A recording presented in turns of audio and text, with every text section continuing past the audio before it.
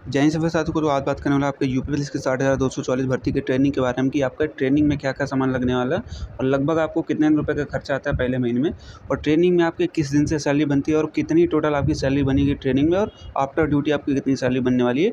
उसके बाद पढ़ने को लेकर आपका डाउट था कि क्या वहाँ पर आपकी दरोगा की तैयारी हो सकती है कि नहीं, क्योंकि समय आपके पास कम रहेगा और आपका नोटिफिकेशन भी आने वाला बहुत जल्द। तो तैयारी को लेकर आपके डाउट थे या एग्ज़ाम दे सकते हैं कि नहीं, दूसरे कितना समय लगेगा, सारे डाउट आपको इस वीडियो में क्लियर करूँगा। दूसरा एक डाउट सबसे ज़्यादा था मेडिकल और वेरिफिकेशन को लेकर, कई कैंडिडेट के भी मेडिकल बाकी है और री मेडिकल बाकी है, और वेरिफिकेशन को लेकर जो डाउट है वो सारे आपके डाउट इस वीडियो में क्लियर करने वाला हूँ, तो वीडियो के अंत तक बने रहिएगा।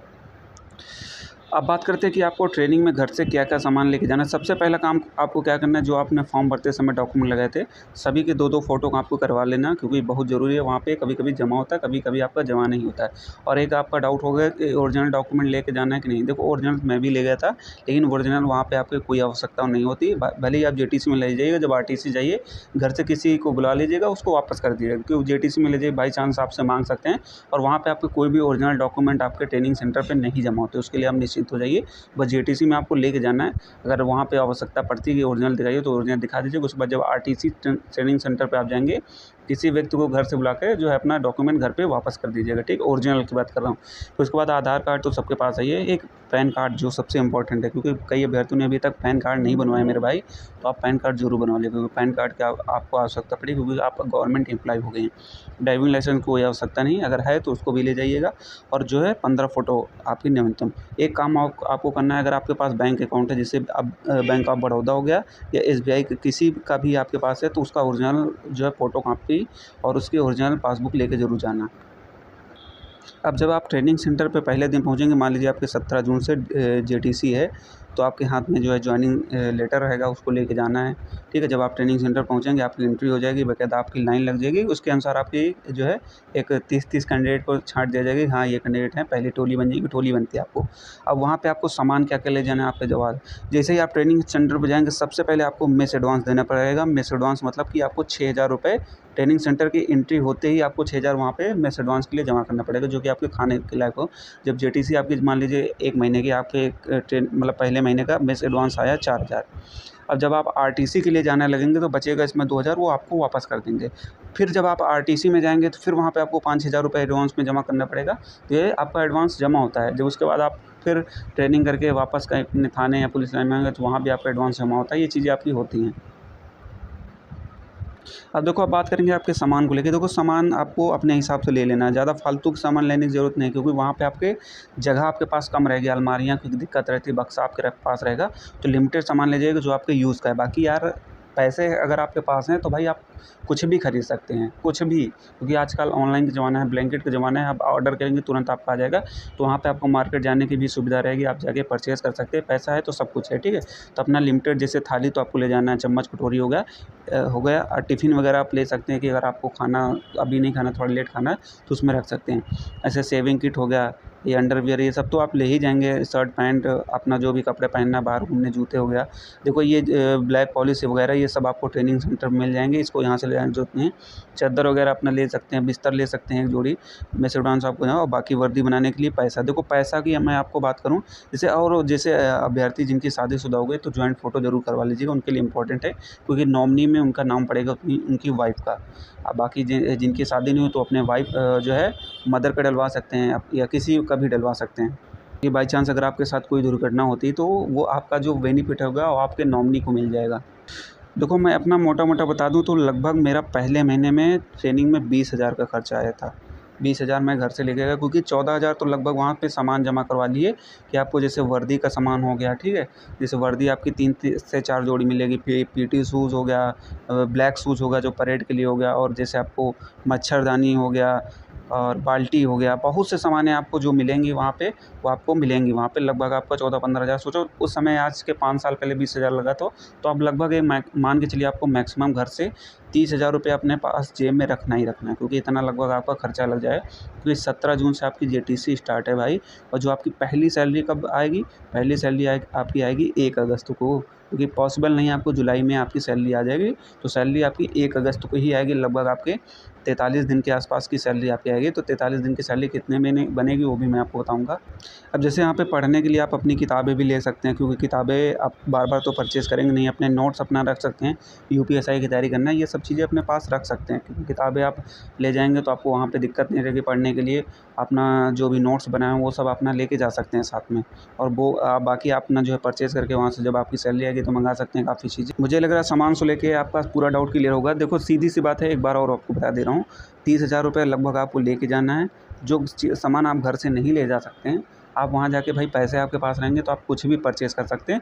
बस मार्केट रेट से क्या होगा, आपको 5-10 रुपये ज़्यादा मिलेगी तो क्या दिक्कत है भाई, घर से लाद के ले जाएँगे, कहीं कुछ भूल गए तो अपना जो है 30,000 रुपये रखे रहिएगा। लगभग आपको इतना लग जाएगा, क्योंकि 40 दिन आपको सैलरी मिलेगी नहीं, तो 40 दिन के हिसाब से 30,000 कम से कम आपको लेके चलना ही लगेगा, क्योंकि वहाँ पे डाइट, खाने का खर्चा, बहुत से खर्चे आपके रहेंगे। अब बात करेंगे, देखो आपके जो है ट्रेनिंग में कितना आपको सैलरी मिलेगा। देखो सैलरी आपके जैसे 17 जून की आपकी एंट्री हो जाएगी, उस दिन आपकी आमद हो जाएगी। 17 जून से आपका वेतन बनना शुरू हो जाएगा। अब आपका सवाल होगा कि वेतन आपका कितना रुपये मिलेगा। तो देखो वो सैलरी को लेके बात करें कि आपकी सैलरी कितना बढ़ेगी। देखो 21,700 आपका बेसिक पे रहेगा। अभी प्रेजेंट टाइम पे आपका महंगाई भत्ता 55% है। अभी ये आपका जैसे ही जुलाई आएगा तो ये 3% लगभग बढ़ जाएगा, तब 58 हो जाएगा, तो आपका 708 रुपये का फिर इंक्रीमेंट हो जाएगा। लेकिन अभी प्रेजेंट टाइम पे आपका 11,935 के हिसाब से अगर आप देखेंगे, आपका जो है 55% निकलेगा 21,700 को। उसमें 1,875 अपना फूड अलाउंस जोड़ लीजिए, तो लगभग आपकी सैलरी बनेगी 35,510 रुपये। तो ये टोटल आपके अकाउंट में आ जाएगी। वहीं अगर आपका यहाँ से एनपीएस कटने लगेगा, अभी ये टोटल आपके, अगर एनपीएस कटता है तो 10% आपका इसमें एनपीएस कट जाएगा, तो इसका 10% लेस कर देंगे, लगभग आपका 32,000 बचेगा। ठीक है, तो एनपीएस आपका शुरुआत के 1-2 महीने नहीं कटेगा, उसके बाद आपसे कटना शुरू हो जाएगा। तो ये मान के चलिए आपकी मोटा आपके अकाउंट में 32 से 33,000 आपकी सैलरी बनने वाली है। और वहीं बात करें, जब आपकी अगस्त में 1 तारीख को सैलरी आएगी, तो वहाँ पे लगभग आपका 13 दिन का और रहेगा इधर से जून का। तो टोटल सैलरी आपकी मान के चले तो 50,000 प्लस आने वाली है पहली सैलरी आपके अकाउंट में। तो मेरे भाई 50,000 जब आपके अकाउंट में आएंगे तो कितनी आपके अंदर खुशी होगी कि पहली आपकी मेहनत की कमाई होगी। तो इस सैलरी का आप क्या सबसे पहले करेंगे, तो एक बार जरूर कमेंट करके बताना कि मैं पहली सैलरी का क्या करूँगा। फ़ोन लूँगा, जो प्ले दूँगा, प्रसाद चढ़ाऊँगा, माता जी को दूँगा, क्या करेंगे। तो अपना एक ईमानदारी से अच्छा कमेंट करके बताना। अब वही बात करें कि ट्रेनिंग में आपको पढ़ने के लिए कितना समय मिलेगा। देखो पढ़ने के लिए समय आपको मैं पूरा शेड्यूल तो पहले भी बता चुका हूँ, एक बार और आपको तेज़ी से बता दूंगा, तो अपने हिसाब से अपना समय निकाल सकते हैं कि आपको समय कितना मिलेगा। फिर भी आपको समय अपने हिसाब से निकालना पड़ेगा, बाकी मैं आपको बता दे रहा हूँ तेज़ी से। दोस्तों आप किसी भी एग्ज़ाम की तैयारी कर रहे हो, उस एग्ज़ाम को बिना मॉक टेस्ट के आप क्रैक नहीं कर सकते, क्योंकि मॉक टेस्ट में क्या होता है कि जब आप मॉक टेस्ट देते हैं आपको कमियां समझ में आती, फिर आप अपनी उस गलती पर वर्क करते हैं और आप एग्ज़ाम में सिलेक्शन लेते हैं। तो वहीं बात करें आपके लिए मॉक टेस्ट के लिए बेस्ट प्लेटफॉर्म आपका टेक्स्ट बुक है, जहाँ पे आपको 800 प्लस एग्ज़ामों के मॉक टेस्ट आपको एक ही पास से आपको मिल जाएंगे, जहाँ लगभग आपके 1.5 लाख मॉक टेस्ट आपको मिल जाएंगे। 12 प्लस लैंग्वेज का आपको ऑप्शन मिल जाएगा। वहीं जब आप मॉक टेस्ट देते हैं तो आपकी रैंक दिखाई जाती है कि आपकी रैंक कितनी है, ओवरऑल आपके अटैम्प्ट कितने हैं, परसेंटाइल आपका कितना है और एक्यूरेसी आपकी क्या है। मॉक टेस्ट का जब आप पूरा डेटा देखेंगे तो आपकी एक रैंक दिखाई देगी, आप कितने लोग से टॉपर हैं, आपकी रैंक कितनी है, ओवरऑल आपकी टॉपर से तुलना होगी, एवरेज आपका स्कोर कितना है, सब कुछ इसमें आपको दिखाया जाता है। जब आप उसको एनालिसिस पूरा करेंगे तो आपको उसमें देखेंगे कोडिंग डिकोडिंग आपका चैप्टर स्ट्रॉन्ग है, कौन सा नंबर सिस्टम आपका वीक है, तो आपको सेक्शनल वाइज सभी चैप्टर वाइज आपको दिखाया जाएगा कि आप किस सब्जेक्ट में वीक हैं और किस टॉपिक पर आपका। देखो टेक्स्ट बुक में आपको 2 तरीके के पास मिल जाएंगे। पहला पास उनका पास प्रो मैक्स होगा, दूसरा पास प्रो होगा। पास प्रो मैक्स में क्या अलग होगा, देखो इसमें सबसे पहले आपको रैंक का टेस्ट मिल जाएंगे। एक बेनिफिट आपको ये मिलेगा, 10,000 आपको स्टडी नोट्स मिल जाएंगे, प्लस आपको रियल टाइम डाउट एआई मिल जाएगा, जिसके जरिए आपका मैथ का कोई भी क्वेश्चन आपको लग रहा है कि मैं इससे मुझे सॉल्व नहीं रहा, उसकी फ़ोटो खींच के आप डालेंगे तो आपको तुरंत उसका सोल्यूशन मिल जाएगा। ये चीज़ें आपको बेनिफिट मिलेगा पास प्रो मैक्स में। वही नॉर्मल आपका पास प्रो में सारी चीज़ें आपको एग्जाम कवर्ड मिल जाएगा। 30,000 प्लस आपको प्रीवियस ईयर टेस्ट मिल जाएगा, एक्स्ट्रा 2 प्रीवियस ईयर क्वेश्चन का मिल जाएगा, अब प्रो लाइव टेस्ट मिल जाएगा, अनलिमिटेड आप री अटैम्प्ट कर सकते हैं। ये चीज़ आपको दोनों में मिल जाएगी। अगर आप इसको परचेज़ करना चाहते हैं और मेरा कूपन कोड लगाएंगे M10, आपको 12% का डिस्काउंट मिल जाएगा। जैसे अभी 799, इसमें 12% आपका लेस हो जाएगा। वहीं पास प्रो में आपको 649 रुपये का है, उसमें 12% लेस करेंगे, आपको पड़ जाएगा। तो कूपन कोड जरूर लगाना है M10, आपको 12% का डिस्काउंट मिल जाएगा। लिंक आपको वीडियो डिस्क्रिप्शन में मिल जाएगा, जाके परचेज़ कर लीजिए। अब देखो बात करते हैं कि आपको पढ़ने के लिए टोटल कितना समय मिलेगा, आपका पूरा टोटल बिजी शेड्यूल क्या रहेगा। देखो आपकी परेड की बात करें सबसे पहले कि आपकी परेड जो है आपकी संडे को ऑफ रहेगी और बृहस्पतिवार को मॉर्निंग में रहेगी। बाकी जो गजटेड आपका हॉलीडेज होता है, जैसे कि कोई त्यौहार पड़ेगा, उस दिन आपकी परेड नहीं होगी। उस दिन क्या होगा वो मैं आपको लास्ट में बताऊँगा। देखो सबसे पहले जब आपकी सुबह की परेड का टाइमिंग क्या रहेगा, 6 बजे। अब ये 6 बजे मत समझिए कि आपको 6 बजे ही पहुँचना है। परेड का मतलब अनुशासन होता है कि आपको सुबह 5:30 बजे ग्राउंड में हर हालत में आपको पहुँच जाना है 5:30 5:35 तक, क्योंकि 5:45 से आपके ऑफिसर आ जाते हैं, तो लगभग आपको 5:30 बजे पहुँच ही जाना। उसके लिए फिर आपको उठना कितने बजे है? देखो लगभग आप 4:30 बजे उठेंगे तभी चीज़ें आप कर पाएंगे, क्योंकि आपको लाइन लगाना रहेगा जैसे कि वॉशरूम के लिए, क्योंकि वॉशरूम तो आपके लिमिटेड रहेंगे कि जैसे आपके 10 वॉशरूम हैं तो 10 वॉशरूम पे लगभग आपके 50 कैंडिडेट 100 कैंडिडेट होंगे। जो हिसाब से आपके भीड़ समझ सकते हैं कितना आपको लाइन लगाना पड़ेगा। तो कभी कभी कोई कैंडिडेट तो 4 बजे उठता है, तो 4:30 बजे आपको मिनिमम उठना ही पड़ेगा, तभी आप समय से पहुंच पाएंगे। उसके बाद फिर ग्राउंड जाएंगे, वहाँ से राइफल परेड, ये सब बहुत सी चीज़ें होती हैं। तो वहाँ पे ये चीज़ें आपका समय काफ़ी ज़्यादा इस चीज़ें लगता है। तो आप लगभग ये मान के चलिए आपका दिन सुबह 4:30 बजे से आपका स्टार्ट हो जाएगा। 4:30 बजे से आप उठ गए तो उठ गए। उसके बाद आप फिर आएँगे तो आपका प्रथम परेड होगी आपकी 6 बजे से 6:40। अब फिर आपको 10 मिनट का गैप मिलेगा। फिर दूसरी आपकी स्टार्ट होगी 6:50 से 7:30 तक। फिर आपको विश्राम मिलेगा 5 मिनट का। फिर आपकी तृतीय परेड होगी 7:35 से 8:15 तक। 8:15 तक जब आप वापस आ जाएंगे तो उसके लिए आपको भोजन के लिए जो है जाने रहेंगे, अपना जो भी हो। फिर भोजन से जब आप आएँगे तो आपका 10 बजे स्कूल स्टार्ट रहेगा। यहाँ से आइए, जो आपका 10 बजे से स्कूल स्टार्ट होगा, जहाँ पे आपके क्लासेस चलेंगी, आपके स्कूल जिसको बोलते हैं। तो वहाँ पे 10 बजे स्टार्ट होगी, तो वहाँ पे आपको 9:45 पे भी वहाँ पे आपको लाइन लगा के खड़े हो जाना है। तो यहाँ से आप देखिए 8:30 से लेके आपको 9:45 तक लगभग आपका 1.5 घंटे का समय मिलेगा। तो 1.5 घंटे में आपको खाना भी रहेगा। जो कैंडिडेट नहाए नहीं और नहा भी सकते हैं, तो थोड़ा बहुत आप आराम भी कर सकते हैं उस बीच में आधा घंटा। तो यहाँ से पढ़ने का अगर समय निकाल सकते हैं तो आधा घंटा अपना निकाल सकते हैं। वहीं जब ये चीज़ें आपकी होंगी, अब ये पूरा आपका पीरियड चलेगा, लगभग आपका 14:10 तक आपकी क्लासेस चलेंगी। अब 14:10 तक क्लासेस चलेंगी, तो अब सवाल होगा कि क्या इस बीच में पढ़ सकते हैं? देखो इस बीच में भाई आप पढ़ तो नहीं सकते, क्योंकि वहाँ भी आपको पढ़ाया जाता है। अगर आपने वहाँ पे कोई लापरवाही की तो भाई आपको वहाँ से क्लास से निकाल के आपको पनिशमेंट मिलेगा। और नींद भी बहुत आती है, इतना थकावट रहती है, तो यहाँ पे थोड़ा पढ़ना मुश्किल होता है। क्योंकि आपका सिलेबस भी इसका आप देखेंगे, आपको इतना ज़्यादा आपका सिलेबस है, उसको देख के ही आप कंफ्यूज हो जाएंगे। और वहाँ भी आपको जो पढ़ाया जाएगा आपके काम का ही होगा भाई। ये CRPC हो गया, IPC BNS है, जो आपकी BNS है, सारी चीज़ें आपको पढ़ाई जाएगी। ड्यूटी कैसे करना सब कुछ आपको बताएगा। तो ये भी आपका काम का है, तो इसको स्किप नहीं कर सकते। हाँ, बीच में थोड़ा बहुत आपको इंटरेस्टिंग मिला तो बुक लेके जाके आप अपना पढ़ सकते हैं थोड़ा बहुत इधर-उधर से। उसके बाद जब ये चीज़ें आपकी हो गई, आप 2:10 तक आपकी चलेगी। फिर आपकी 1600 बजे से आपकी परेड लगेगी, तो लगभग आपको 3:45 पे तो 40 तक आपको ग्राउंड पहुंचना रहेगा। तो लगभग यहाँ से आपके 2 से फिर आपको 1.5 घंटे का 1 डेढ़ घंटे का गैप मिलेगा। तो 1 डेढ़ घंटे में आप अपना रेस्ट करिएगा, थोड़ा बहुत खा पी सकते हैं बीच में नाश्ता करके।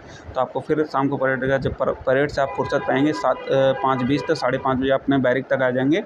उसके बाद फिर थोड़ा बहुत चीज़ें इधर उधर करेंगे। आपका खाना पीने का समय आ जाएगा मेस, क्योंकि 6 बजे से आपका खाना शाम को मिलना चालू हो जाता है। जब आप खाना वगैरह खा चुके होंगे तो फिर आपकी लगभग 7 मतलब कि 7:15 बजे के आसपास आपकी रोल कॉल गणना होती है। वहाँ पे जब गणना उड़ना हो जाएगी तो लगभग आप जो है 7:30 बजे तक आप 7:30 से या 7:45 तक जो है आप अपने बैरिक वापस आ जाएंगे। मान के चलिए 8 बजे तक आप फ्री हो जाएंगे। फिर अपना जो भी साफ़ सफाई थोड़ा बहुत इधर उधर करेंगे, घर से बात करेंगे, तो लगभग आप ये चीज़ें करके 9 बजे तक अपना फ्री हो सकते हैं। तो 9 से 11 जो है आप अपना पढ़ सकते हैं। 11 से अपना सो जाइए, 2 घंटे आप आराम से बिल्कुल पढ़ सकते हैं। बाकी पढ़ने के लिए देखो वहाँ पे कई प्रकार से व्यक्ति मिलेंगे आपको, कुछ डिस्टर्ब वाले, क्योंकि आपका 30 से 35 कैंडिडेट एक बैरक में होंगे, ज़्यादा भी हो सकते हैं। तो भाई डिस्टर्ब, कोई इधर फ़ोन चला रहा है, कोई बात कर रहा है, कोई तेज़ गाना सुनना, ये चीज़ें होंगी, डिस्टर्बेंस होगा। तो भाई अपने आप में सारी चीज़ें मैनेज करना पड़ेगा, तभी आप आगे बढ़ पाएंगे। क्योंकि आप पढ़े लिखे हैं तो भाई अपने हिसाब से समझा सकते हैं, तो अपना रिविज़न कर सकते हैं, मॉक दे सकते हैं, ये चीज़ें आप वहाँ पे कर सकते हैं। और बाकी इसी दिन में किसी दिन आपकी ड्यूटी लग गई, ड्यूटी में जैसे कि आपकी मेस ड्यूटी हो गई और बैरक में ड्यूटी आपकी हो गई डंडे के साथ, ये सारी कई जगह ड्यूटी आपकी लगती रहती है। तो ये भी आपके एक शेड्यूल में रहता है, ड्यूटी भी आपको देना है, परेड भी करना है। पर ये मत सोचिए कि आपको ड्यूटी लग गई तो आपको परेड नहीं जाना, ड्यूटी भी करना है और आपको परेड भी जगना। आप सोचिए रात में आप जगे हैं तब भी आपको सुबह परेड में जाना पड़ेगा। तो ये चीज़ें होती है भाई, सब आपको मैनेज करना ट्रेनिंग में इसीलिए सिखाया जाता है कि आप हर परिस्थिति से चीज़ों से वाकिफ़ हो सकें। तो ये चीज़ें हैं, मुझे लग रहा है ये सारे डाउट आपके क्लियर हो। बाकी जो भी आगे डाउट रहेगा तो आप कमेंट करना, मैं कमेंट में जवाब दूँ। देखो, अब बात करते हैं कि आपकी वीकली छुट्टी के लिए कि आपकी वीकली छुट्टी, जैसे संडे आपकी वीकली छुट्टी रहती है और बृहस्पतिवार को मॉर्निंग में आपकी परेड नहीं होती है। मतलब कि आपकी मॉर्निंग में परेड नहीं होगी, जैसे कि आपकी जो सुबह में होती है स्कूल आपका चलेगा, शाम की भी परेड होगी, केवल मॉर्निंग की परेड नहीं होती। उस दिन क्या होता है कि आपसे की साफ़-सफाई होती है, और संडे को भी क्या होता है कि आपकी सुबह मॉर्निंग में परेड नहीं होगी, आपकी साफ़-सफाई आपसे 1 घंटा करवाया जाएगा, उसके बाद आ जाएँगे, आपको दोपहर में भी कुछ नहीं होगा, आप रेस्ट करेंगे उस दिन पूरा दिन।